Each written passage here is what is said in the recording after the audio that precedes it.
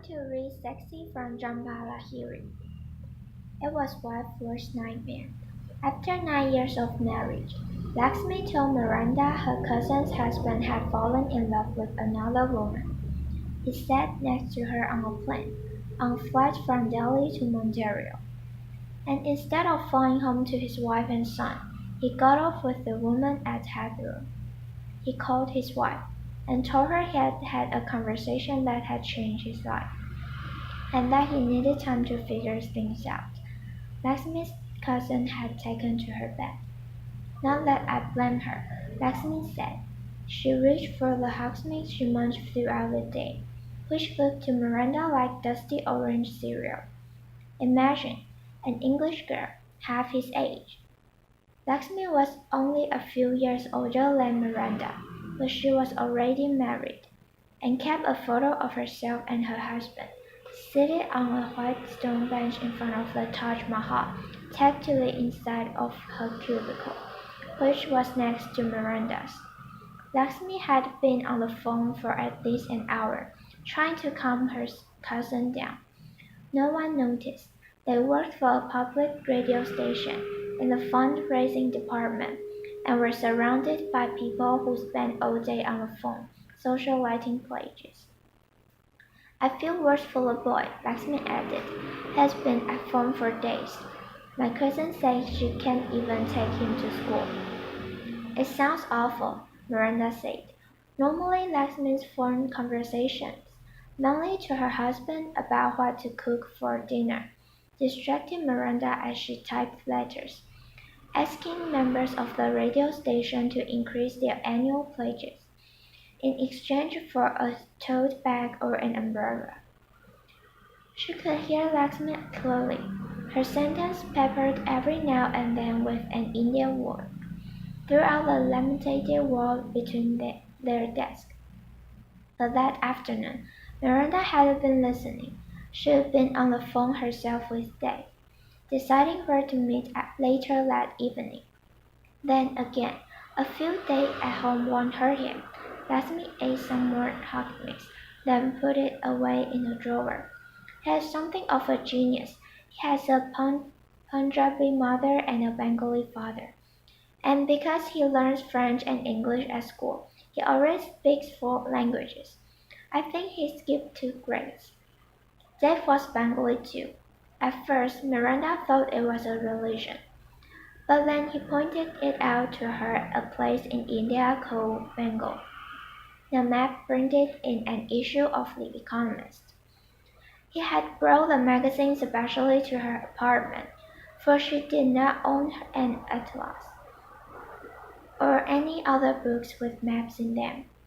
He had pointed to the city where he had been born, and another city where his father had been born. One of the cities had a box around it, intended to attract the reader's eye. When Miranda asked what the box indicated, Dave rolled up the magazine and said, "Nothing you'll ever need to worry about," and he tapped her playfully on the head. Before leaving her apartment he tossed the magazine in the garbage, along with the ends of the 3 cigarettes he always smoked in the course of his visit. But after she watched his car disappear down Commonwealth Avenue, back to his house in the suburb, where he lived with his wife, Miranda retrieved it, and brushed the ashes off the cover, and tore it in the opposite direction to get it to lie flat. She got into bed, still rumpled from their love-making, and studied the bold borders of Bengal. There was a bay below and mountains above. The map was connected to an article about something called the Grameen Bank. She turned the page, hoping for a photograph of the city where Dave was born, but all she found were graphs and grids. Still she stared at them, thinking the whole while about Dave, about how only 15 minutes ago he had propped her feet on top of his shoulders, and pressed her knees to her chest, and told her that he couldn't get enough of her. She had met him a week ago, at Violence, She was there on her lunch break, buying discounted pantyhose in the basement. Afterward, she took the escalator to the main part of the store, to the cosmetics department, where soaps and creams were displayed like jewels, and eyeshadows and powders shimmered like butterflies pinned behind protective glass. Though Miranda had never bought anything other than a lipstick, she liked to walk through the confined maze, which was familiar to her in a way the rest of Boston still was not. She liked negotiating her way past the women planted at every turn, who sprayed cars with perfume and waved them in the air. Sometimes she would find a card days afterward, folded in her coat pocket, and the rich aroma, still faintly preserved, would warm her as she waited on cold mornings for the tea. That day, stopping to smell one of the more pleasing cards, Miranda noticed a man standing at one of the counters. He held a slip of paper covered in a precise feminine hand. A saleswoman took one look at the paper and began to open drawers. She produced an oblong cake of soap in a black case, a hydrating mask, a vial, a vial of self-renewal drops, and 2 cubes of face cream. The man was tanned, with black hair that was visible on his knuckles. He wore a flamingo pink shirt, a navy blue suit, a over a camel overcoat with gleaming leather buttons. In order to pay, he had taken off pigskin gloves. Crisp bills emerged from a burgundy wallet. He didn't wear a wedding ring.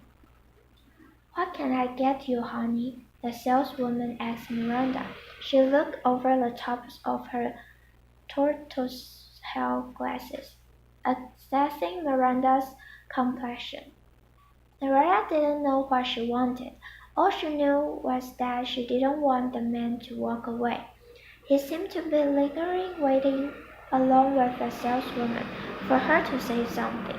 She stared at some bottles, some short, other toss, arranged on an oval tray, like a family posing for a photograph. "A cream," Miranda said eventually. "How old are you?" "22." The saleswoman nodded, opened a frosted bottle. "This may seem a bit heavier than what you are used to, but I started now. All your wrinkles are going to form by 25. After that, they just start showing." While the saleswoman dabbed the cream on Miranda's face, the man stood and watched. While Miranda was told the proper way to apply it, a swift upward stroke began at the base of her throat. She spun the lipstick carouse. She pressed a pump that dispensed solid gel on and massaged it into the back of his ungloved hand. He opened a jar, leaned over, and drew so close that a drop of cream flecked his nose.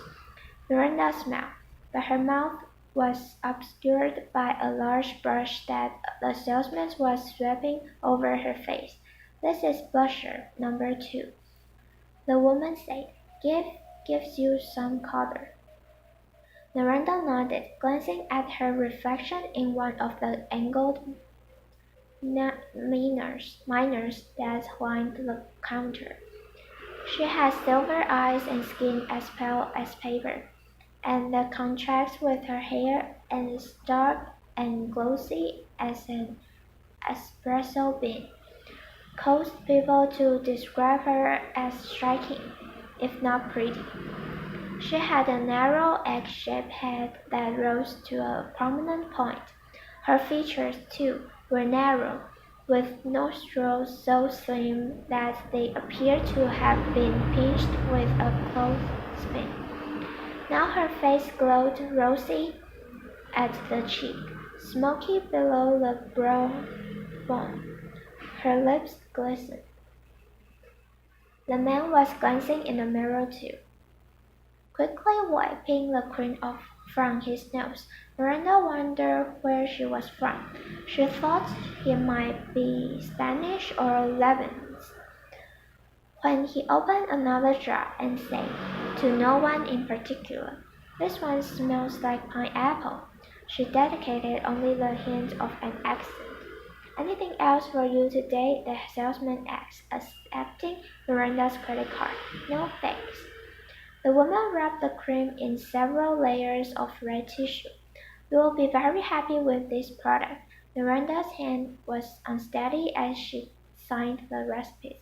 The man hadn't budged. "I threw in a sample of our new eye gel," the saleswoman added, handing Miranda a small shopping bag. She looked at Miranda's credit card before sliding it across the counter. "Bye-bye, Miranda." Miranda began walking. At first she sped up, then noticing the doors that led to downtown crossing, she slowed down. "Part of your name is India," the man said, pacing his step with hers. She stopped, as did he, at a circular table piled with sweaters, flanked with pine cones and velvet balls. "Miranda?" "Mira. I have an aunt named Mira." His name was Dave. He worked in an investment bank back that way, he said, tilting his head in the direction of South Station. He was the first man with a mustache Miranda decided she found handsome.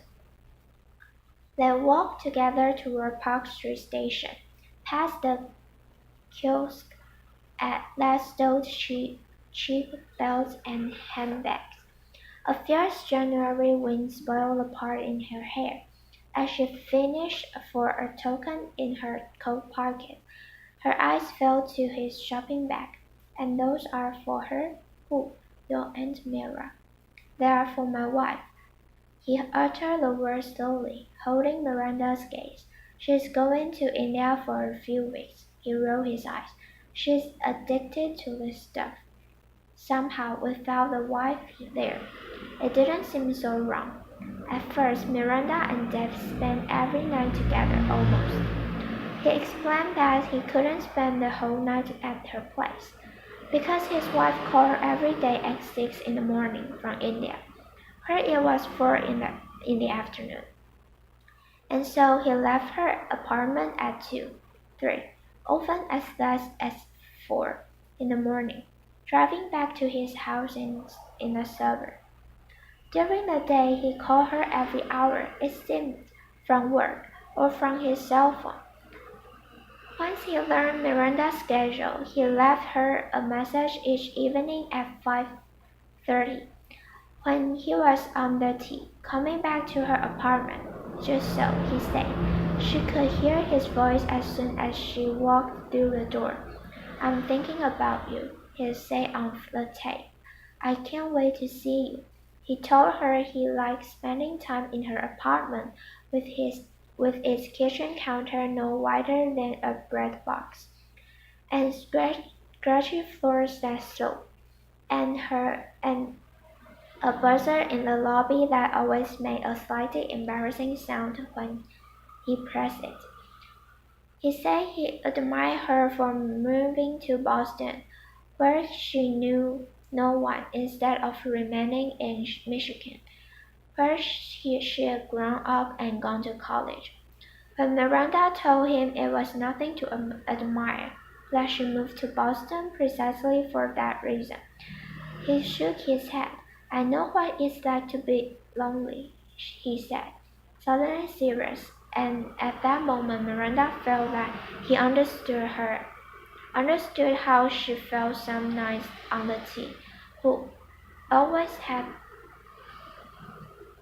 after seeing a movie on her own, or going to a bookstore to read magazine, or having drinks with blacksmith who always had to meet her husband at Ellsworth Station in an hour or two. In In less serious moments, Dave said he liked that her legs were longer than her torso, something he observed the first time she walked across a room naked. "You're the first," he told her, admiring her from the bed. "The first woman I've known with legs this long." Dave was the first to tell her that, unlike the boys she dated in college, who were simply taller, heavier versions of the ones she dated in high school, Dave was the first always to pay for things, and hold doors open, and reach across a table in a restaurant to kiss her hand. He was the first to bring her a bouquet of flowers so immense she had to slip it up into all six of her drinking glasses, and the first to whisper her name again and again when they made love. Within days of meeting him, when she was at work, Miranda began to wish that there were a picture of her and Dave tackled to the inside of her cubicle, like the one of Lakshmi and her husband in front of the Taj Mahal. She didn't tell Lakshmi about Dave. She didn't tell anyone. Part of her wanted to tell Lakshmi, if only because Lakshmi was Indian too. But Lakshmi was always on the phone with her cousin these days, who was still in bed, whose husband was still in London, and whose son still wasn't going to school. "You must eat something," Lakshmi would urge. "You mustn't lose your health."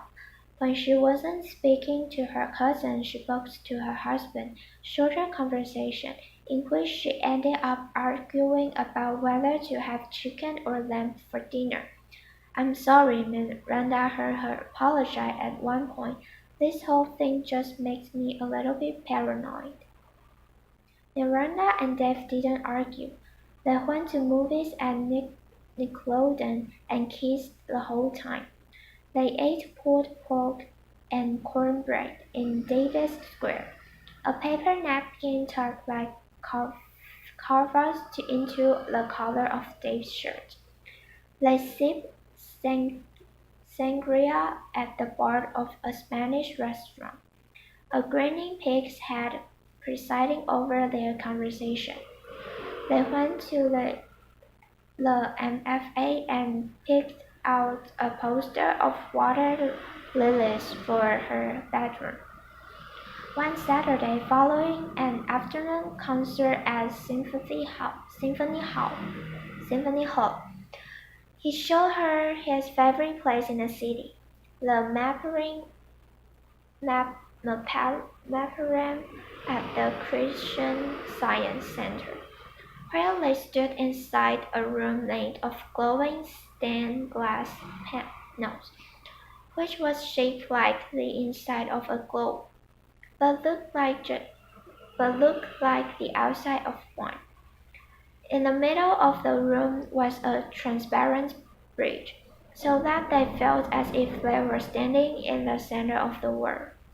David pointed to India, which was red, and far more detailed than the map in The Economist. He explained that many of the countries like Siam and Italian Somaliland no longer existed in the same way. The name has changed by now. The ocean, as blue as a peacock breast, appeared in two shapes, depending on the depth of water. He showed her the deep spot on Earth, 7 miles deep, above the Mariana Islands. They peered over the bridge and saw the Antarctic archipelago at their feet, craned their neck and saw a giant metal star overhead.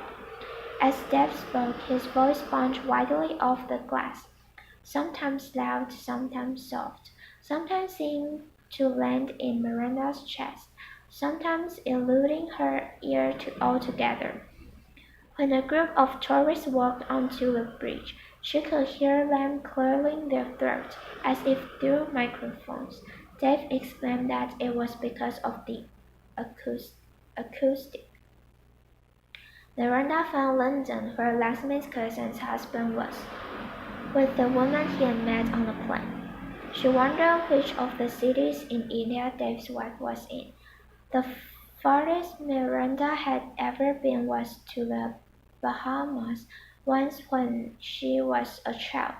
She searched but couldn't find it on the glass panels. When the tourist left and she and Dave were alone again, he told her to stand at one end of the bridge, even though they were 30 feet apart. Dave said, "They'll be able to hear each other whisper."